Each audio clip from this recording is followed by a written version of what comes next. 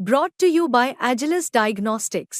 Health test की बात आती है तो मैं भरोसा करता हूँ India largest diagnostics company Agilus Diagnostics. खुद को टेस्ट करते रहो। तो आदाब, नमस्कार, गुड इवनिंग, सत श्रीकाल। एक बार फिर आप तमाम लोगों का स्वागत है क्राइम तक की कहानी के इस एपिसोड में। उम्मीद है पूरी फैमिली अच्छी होगी, अपना और अपनों का ख्याल रख रही होगी।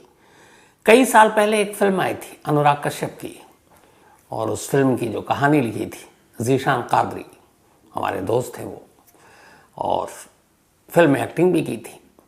ज़ीशान कादरी ने ही उस फिल्म में एक डायलॉग भी लिखा था, और वो डायलॉग था कि जो नवाजुद्दीन सिद्दीकी पर फिल्माया गया था कि बाप का, दादा का, इसका उसका सबका बदला लेगा तेरा ये फैजल। अब ये कहानी फिल्मी थी, डायलॉग फिल्मी था, लेकिन इस वक्त बनारस में इस डायलॉग की बहुत चर्चा हो रही है, और उसकी वजह है कहानी। और इस कहानी की वजह से लोग ये बातें कर रहे हैं कि क्या वाकई गैंग्स ऑफ वासेपुर की जो फिल्मी कहानी थी उसको हकीकत की दुनिया में किसी ने एक तरह से आजमा डाला। बेंगलुरु में एक कारोबारी रहते हैं राजेंद्र गुप्ता। राजेंद्र गुप्ता का अपना एक परिवार में एक पत्नी और 3 बच्चे, 2 बेटे और 1 बेटी। ट्यूसडे का दिन था, लास्ट मंगलवार, अभी 2 दिन पहले की बात है।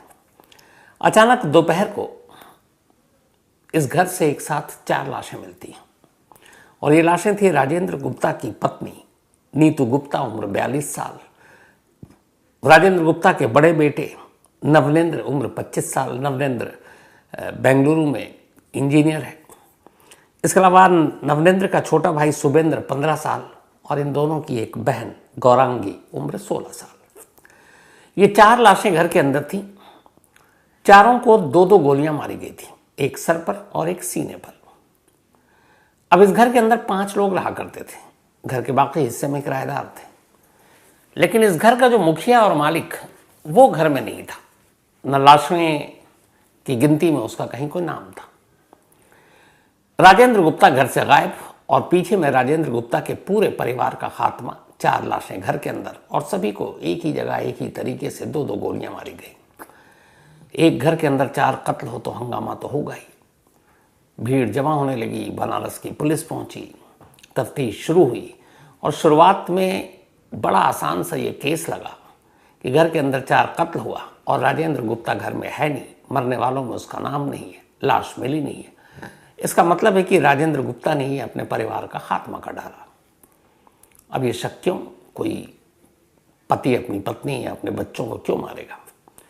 तो उसकी वजह थी एक इतिहास ये कि राजेंद्र गुप्ता ऑलरेडी 4 कत्ल का मुलजिम रहा था कभी, बल्कि मुजरिम भी हुआ। उसके ऊपर अपने ही बाप, अपने ही छोटे भाई की पत्नी और उसके फादर के साथ जो गार्ड रहा करता था, इन चारों को 2 किश्तों में अलग अलग उनका कत्ल करने का इल्ज़ाम था। और इस इल्ज़ाम में राजेंद्र गुप्ता कभी जेल भी गया, फिर पैरोल पर बाहर आया। तो अब ऐसे शख्स जिसका इतिहास ये है और घर के अंदर 4 लाशें हैं, तो पहला शक पुलिस को यही था कि राजेंद्र गुप्ता ने ही मार डाला, क्योंकि पड़ोसियों और बाकी लोगों की शिकायत ये थी कि अक्सर वो बीवी से झगड़ा भी करता था, बहुत ज़्यादा शॉर्ट टेम्पर था। तो जो गवाह थे जिनसे पूछताछ हुई, उसके बाद बनारस पुलिस अब राजेंद्र गुप्ता की तलाश में जुट गई कि वही कातिल है। अब पुलिस राजेंद्र गुप्ता की तलाश कर रही है। थोड़ी देर के बाद उसके मोबाइल के जरिए राजेंद्र गुप्ता का लास्ट लोकेशन मिलता है, ट्यूसडे को। दोपहर से शाम हो गई थी अब तक इस सारी तफ्तीश में। शाम को जो राजेंद्र गुप्ता का लोकेशन मिला, वो उस घर से जिस घर से 4 लाशें मिली थी, उससे लगभग 12-15 किलोमीटर के दायरे में, उस शहर से बाहर। उस लोकेशन को पीछा करते करते बनारस पुलिस की एक टीम वहां पर पहुंचती है। एक अधबना मकान, यानी कि अभी पूरी तरह से तैयार नहीं था, उस मकान का ही लोकेशन मोबाइल पर दिख रहा था। पुलिस उस मकान के अंदर जाती है। मकान के अंदर कोई रह नहीं रहा था, क्योंकि अभी पूरी तरह से बना नहीं था। लेकिन अंदर जाते ही पुलिस की नज़र एक बेड पर पड़ती है, और उस बेड पर एक चारपाई टाइप चीज़ थी। एक पूरी तरह से बिना कपड़ों के एक लाश पड़ी हुई थी। जब गौर से देखा गया तो पता चला कि वो लाश राजेंद्र गुप्ता की है। तो पहला धक्का बनारस पुलिस को ये कि थोड़ी देर पहले तक 4 कत्ल के लिए जिसको जिम्मेदार माना जा रहा था, जिस पर शक किया जा रहा था कि राजेंद्र गुप्ता ने ही यह कत्ल किया है, अब राजेंद्र गुप्ता की ही लाश थी। लेकिन यहीं से पुलिस की थ्योरी भी पलट गई। अब पुलिस को लगा कि राजेंद्र गुप्ता ने 4 अपने परिवार के लोगों को मारने के बाद शायद उसे कुछ अफसोस हुआ या फिर उसे लगा कि पकड़ा जाएगा और इसीलिए उसने खुदकुशी कर ली। ये पुलिस की अब दूसरी थ्योरी थी। लेकिन फिर पुलिस को भी एहसास हुआ कि एक शख्स जो खुदकुशी करेगा वो खुद को 2 गोली नहीं मार सकता। और इत्तेफाक की बात है कि जो घर के अंदर 4 लाशें मिली थीं और चारों को जिस जगह पर जितनी गोलियां मारी गई थी सेम वैसी ही गोलियां राजेंद्र गुप्ता को भी मारी गई थी। यानी कातिल ने हर एक को गोली मारने के लिए गोली भी गिनी कि 2-2 गोली मारनी है। कहाँ पे मारनी है उस जगह को भी चुना, सर और सीने पर। और सेम राजेंद्र गुप्ता के भी सर और सीने पर गोली मारी गई। फर्क इतना था कि बाकी की जो 4 लाशें घर में मिली थी उन सब के जिस्म पर कपड़े थे, लेकिन राजेंद्र गुप्ता के जिस्म पर एक अदद भी कपड़ा नहीं था। अब ये बात पुलिस को बड़ी अजीब लग रही थी और ये भी था कि ये अब सुसाइड नहीं है। तो कुल मिलाकर अब जब ये लगा कि ये सुसाइड नहीं है तो इसका मतलब ये हुआ कि एक ही दिन में 5 कत्ल हुए और एक ही घर के 5 लोगों के। घर के मुखिया राजेंद्र गुप्ता, उनकी पत्नी, 2 बेटे और 1 बेटी का। अब 5 कत्ल कौन करेगा? पुलिस ने तफ्तीश शुरू की। कारोबारी आदमी थे राजेंद्र गुप्ता। घर के आसपास दर्जनों किराएदार रहते थे जिनसे बहुत बड़े पैसे किराए पे आते थे। तो दुश्मन, क्योंकि शराब के कारोबारी रहे, पुराना इतिहास कत्ल का भी रहा, तो दुश्मनी बहुत सारी हो सकती है। अब पुलिस ने एक एक कर सबसे पूछताछ शुरू की। जब पूछताछ शुरू की तो अचानक राजेंद्र गुप्ता की मां पुलिस को एक बयान देती है और यहां से पूरी कहानी 27-28 साल पहले लौट जाती है। राजेंद्र गुप्ता की मां यह कहती है कि उनके छोटे बेटे का बेटा यानी उनका पोता, जिसका नाम विकी है, वो अपने भाई के साथ दिवाली मनाने के लिए घर आया था। वो दिल्ली में जॉब करते हैं दोनों भाई, और ये दोनों भाई वही भाई हैं जिनके पिता का कत्ल राजेंद्र गुप्ता ने 1997 में किया था। न सिर्फ पिता का बल्कि मां का भी। तो अब दादी बताती कि वो दोनों दिवाली मनाने आए थे, लेकिन उन दोनों में से विकी बार बार कह रहा था कि मैं इस बार सिर्फ दिवाली मनाने नहीं आया हूं, बल्कि मैं इस बार एक खास काम के लिए आया हूं और उस काम को करके जाना है। तो दादी ने कहा कि मुझे लगा ये कुछ उल्टा सीधा ना करे। तो उसने कहा देखो बेटा, पुरानी बातें भूल जाओ। तो उसने कहा नहीं, मैं तो करूंगा।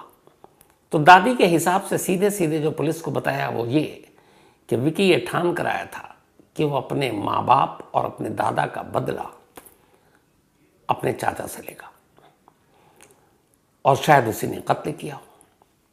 अब ये दादी की थ्योरी है। तो अब 3 थ्योरी पुलिस के पास आई। अब पुलिस ने उन विकी और उसके दूसरे भाई जुगनू, इन दोनों की तलाश की। जुगनू दिवाली मनाकर घर दिल्ली लौट चुका था। उसे जैसे ही पता चला वो फौरन भागा और वापस बनारस पहुंचा। तो अब उन 2 भाइयों में से, यानी कि राजेंद्र गुप्ता के 2 भतीजों में से एक भतीजा बनारस में था और पुलिस उसके बयान लिख रही थी। लेकिन जुगनू का बड़ा भाई विकी, उसका मोबाइल बंद और जुगनू को भी पता नहीं कि वो है कहां। अब यहां से पुलिस का शक विकी की तरफ घूमता है कि क्या इस 5-5 कत्ल के पीछे विकी है? क्या राजेंद्र गुप्ता के अपने ही भतीजे ने उनके पूरे घर का सफाया कर डाला? अब शक की वजह यह थी कि मोबाइल बंद इसी कत्ल के बाद, सामूहिक कत्ल के बाद, और उसका कोई अता पता नहीं, वो कहाँ है पता नहीं। तो ऐसा क्यों? और कभी ऐसा हुआ नहीं। भाई से भी वो अपने कांटेक्ट करता, और इसकी जुगनू और विकी की एक बहन भी है जिसकी कुछ वक्त पहले शादी हुई। तो तीनों भाई बहन में बहुत प्यार भी है। तो ना बहन से कांटेक्ट किया ना भाई से किया, और वो अचानक गायब है, लापता है, कहाँ है।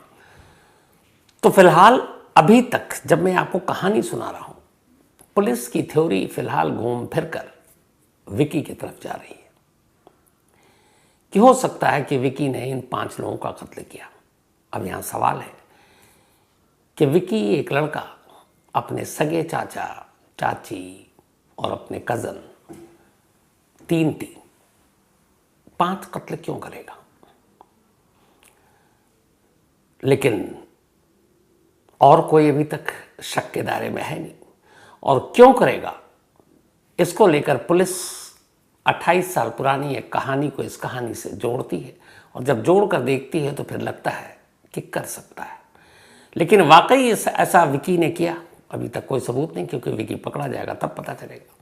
लेकिन जो विकी के खिलाफ सबूत जा रहा है वो 1997 में हुआ वो हादसा है, जिसकी वजह से पुलिस मान कर चल रही है कि एक बहुत ही खौफनाक और ख़तरनाक बदला है।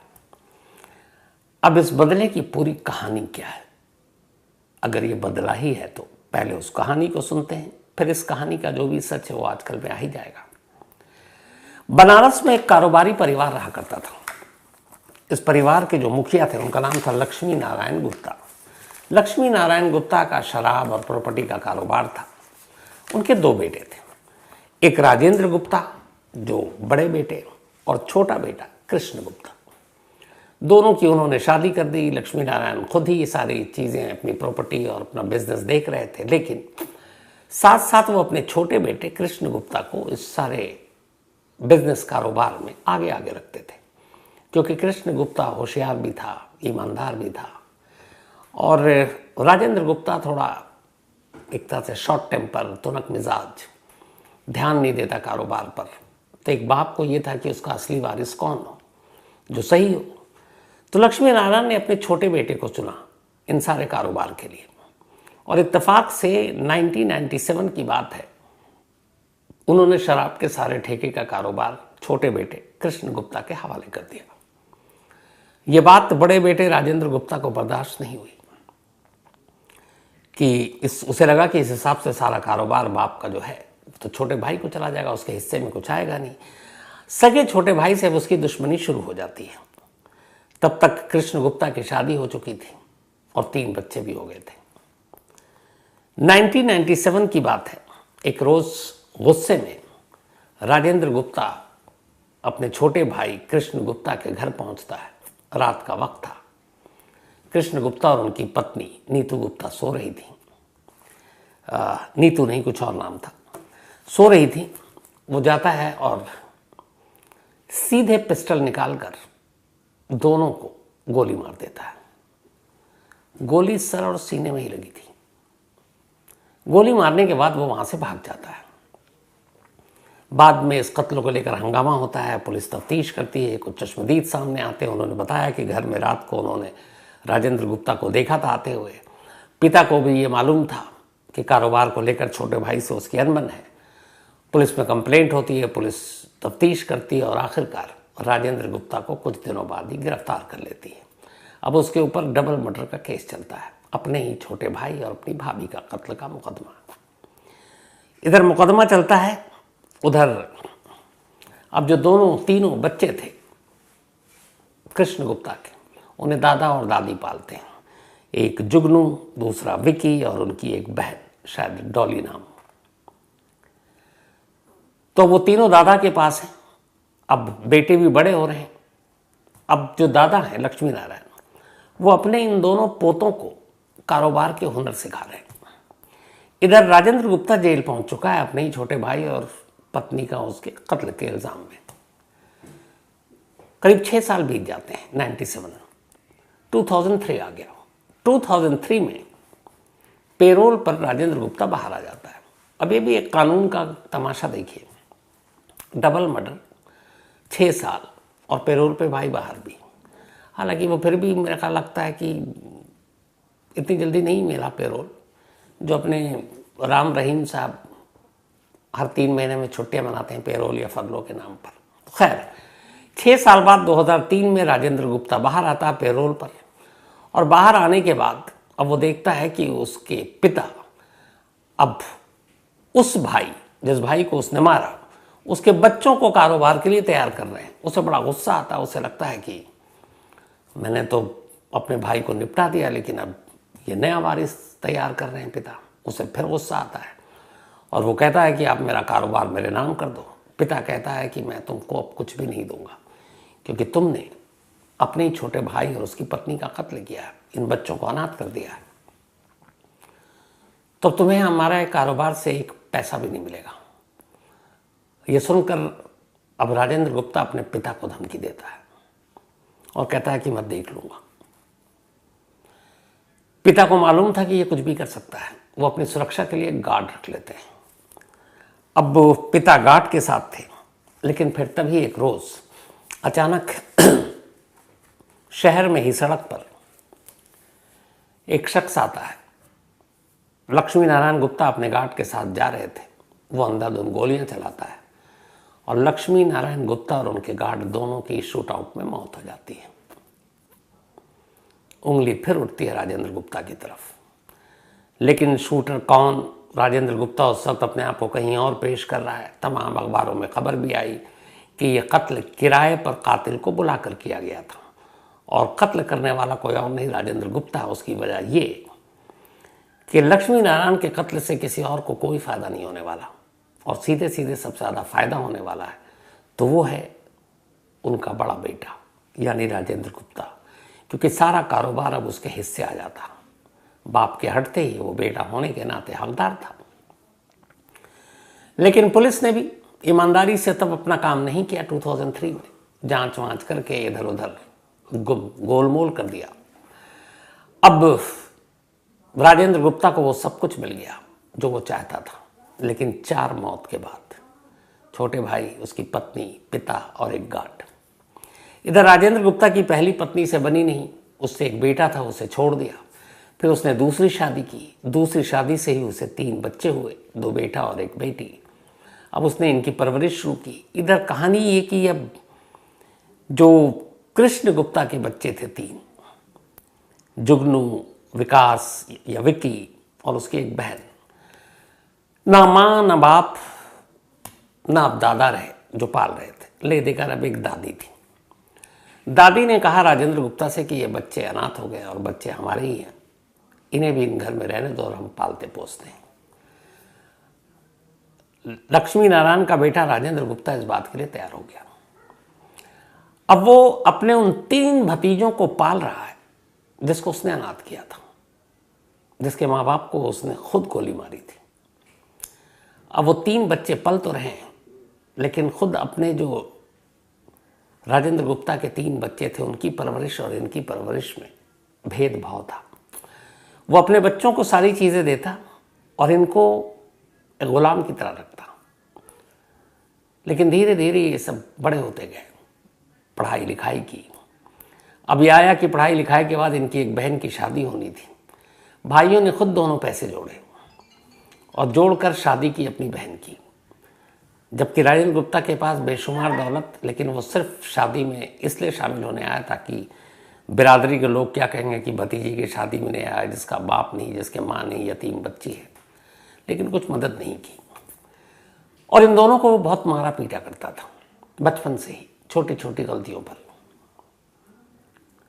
तो ये उसी एकदम कई फिल्मों में देखी ऐसी कहानी। तो अपने दोनों बच्चे, बल्कि 3 बच्चे चाचा के आतंक और दहशत के बीच में बड़े होते हैं, पढ़ाई लिखाई करते हैं, क्योंकि उन्हें मालूम था कि कुछ होगा नहीं। हालांकि उस प्रॉपर्टी में एक हिस्सा उनका भी था, क्योंकि लक्ष्मी नारायण के 2 बच्चे थे, दोनों में बराबर बंटना था और कानूनी लड़ाई में उन्हें उनका हक मिलता भी।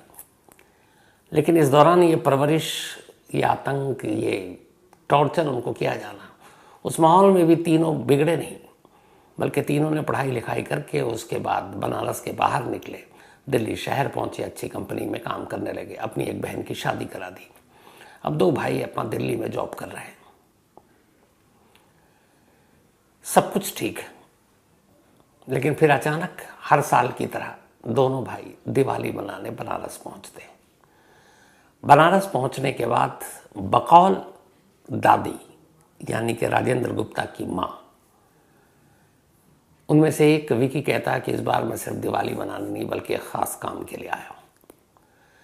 और फिर एक साथ 5 कत्ल होता है।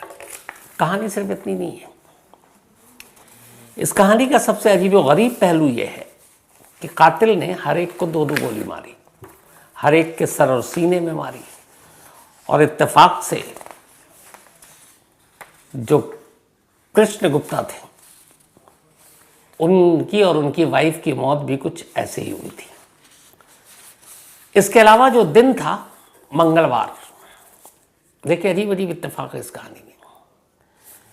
जब विकी और जुगनू के माँ बाप की हत्या की गई थी उस दिन भी मंगलवार था, और जब ये 5 हत्या हुए तब भी मंगलवार था। इतना ही नहीं, इसमें एक और संयोग था, और ये सब पता नहीं चक्र और किसका खेल है कि जब ये कत्ल हुआ अभी, उस दिन कार्तिक मास के शुक्ल पक्ष की चतुर्थी और नक्टैया मेले का दिन था। और इत्तेफाक से 1997 में जिस दिन विकी और जुगनू के माँ बाप का कत्ल हुआ, तब भी कार्तिक मास के शुक्ल पक्ष की चतुर्थी थी। मंगलवार का दिन, ग्रह के हिसाब से दिन, वो सारी चीज़ें एक जैसी, गोली मारने का तरीका एक जैसा, हर एक को चुन चुन कर 2-2 ही गोली मारी गई। बस फर्क इतना था कि इसमें से जो मेन कल्प्रिट यानी कि राजेंद्र गुप्ता, उसके जिस्म पर कपड़ा नहीं था। कपड़ा निकाल कर गोली मारने की क्या वजह, पुलिस अभी इसकी तफ्तीश कर रही है।